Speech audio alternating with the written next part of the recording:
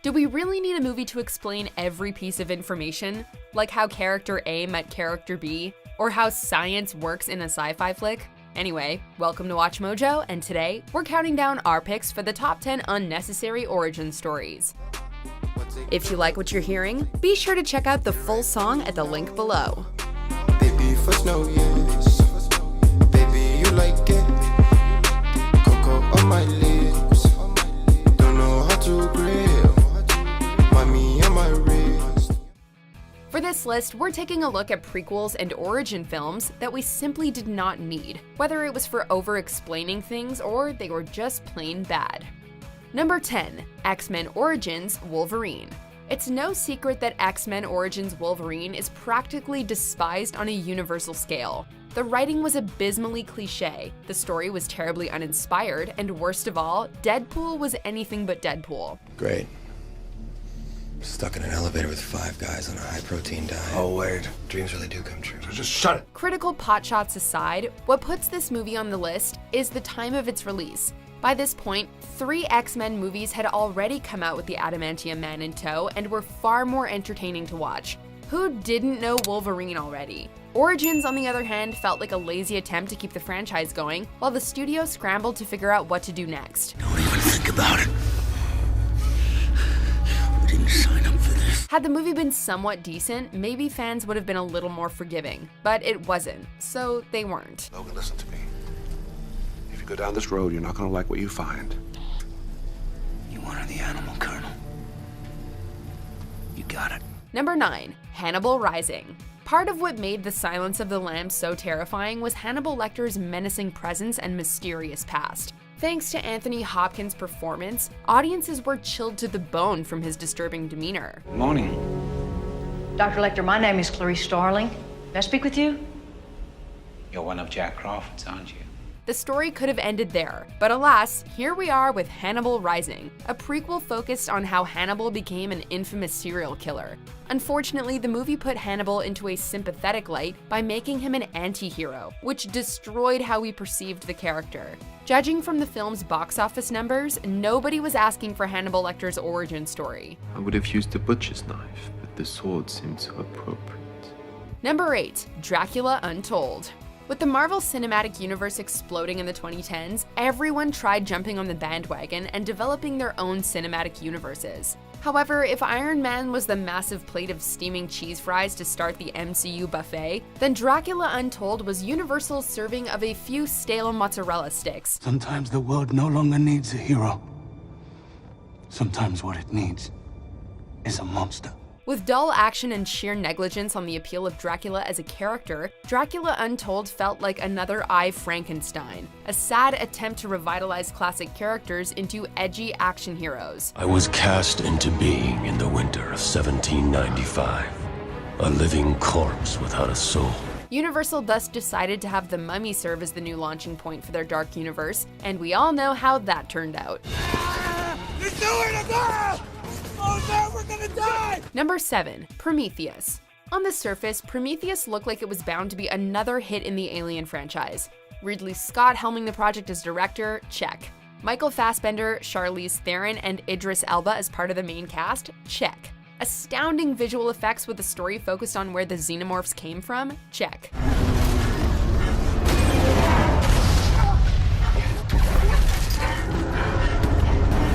So what went wrong? Well, let's put it this way. Prequels and origin stories typically serve to explain things and explain them well. Prometheus only ended up bringing more material to the table that only stirred up more questions. In other words, it did what a prequel should not do and left us wondering if we really needed this. You son of a bitch. Number 6. Catwoman. Honestly, a Catwoman movie sounds like an excellent idea, which makes it a shame that the one we got in 2004 was such a disaster. Oh, you know my friend Sally? Well, that's what she says about me. She says that I'm, fun deficient. I don't believe that. In addition to cheesy dialogue and bizarre cinematography, Catwoman put on a spectacle of negligence to its own source material, creating its own character with an entirely different backstory than Selena Kyle's. You like your sushi, huh? It's good. wait, if it isn't Selena Kyle or any of the other comic book characters who've donned the persona, then this isn't a Catwoman movie. What was the point of making a Catwoman movie if you aren't even using a character that audiences would be familiar with? Ugh, this was just frustrating. I can't believe I trusted you. You're a fake. Number 5, Oz the Great and Powerful. On paper, Oz the Great and Powerful seemed to be an excellent choice for a film. Step this way. Get your tickets now. Don't be shut out, friend. Step this way. See the most wondrous sights imaginable, pulled from the four corners of the earth. After all, an origin story would be an effective way to reintroduce the franchise to newer audiences. Unfortunately, the project was not thought out well. A decorated war hero. Your grandmother? Yes. She was killed in battle. Poor thing. Which battle? Which battle? Well, there are so many. You've heard of the Battle of Kreplach? The entire movie consisted of James Franco going around and swindling everyone, eventually causing one of the good witches to become the Wicked Witch of the West, and basically invading Oz to become its ruler.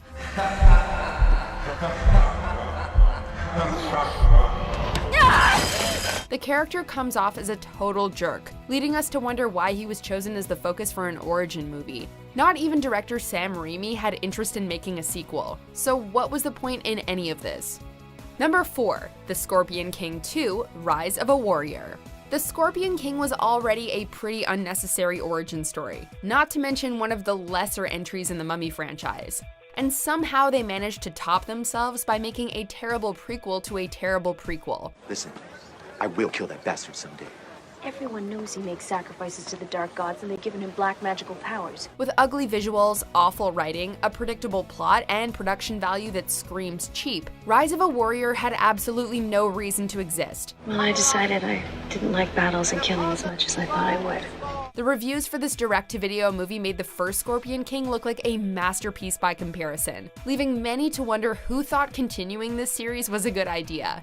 And can you believe that there were 3 more sequels made after this one? How is it you see this? Don't the legends say you'll lose your powers if you... Number 3, Dumb and Dumberer: When Harry Met Lloyd. If you aren't going to involve the original cast and crew, then why bother making a sequel or even a prequel? That was precisely the question that was asked when the world was given Dumb and Dumberer, a prequel that showed how Harry and Lloyd became best friends. Well, if you're genuinely curious to find out, you get your answer early on in the movie. The rest of the 85-minute flick is bloated with bad jokes and annoying gags. Nothing they do makes any sense, which is why we created the special needs class. All in all, Dumb and Dumber was not the type of movie that needed an origin story, and remembering this mess suddenly makes Dumb and Dumber 2 seem much more digestible. God, yeah! What? You should see the look on your face! I got you so good! Number 2, Solo: A Star Wars Story. With Star Wars going through an insanely aggressive resurgence in the late 2010s, no one could have expected an origin story for Han Solo to become a box office bomb. Good luck, Han Solo.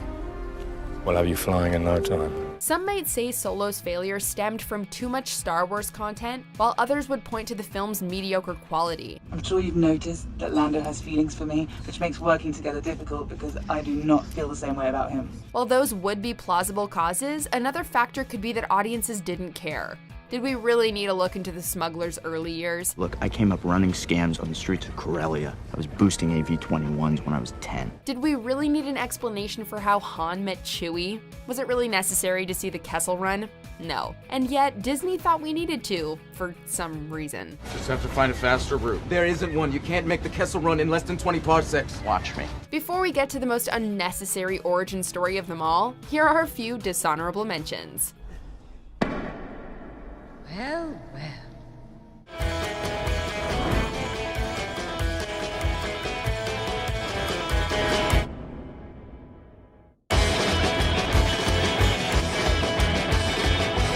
Listen, Sundance.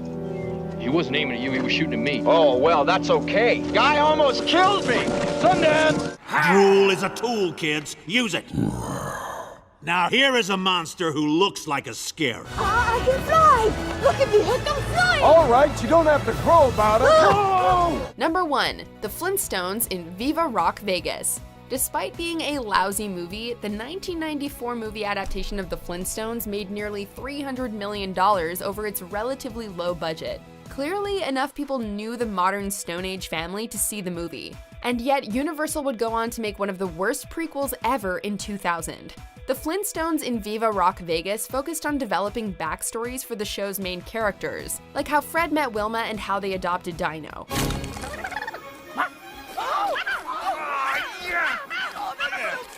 However, it relied too heavily on coming up with explanations and forgot to be a good movie. Besides, The Flintstones has been around since the 60s and is known by millions of people to this day. Did we really need an origin story? Viva Rock Vegas!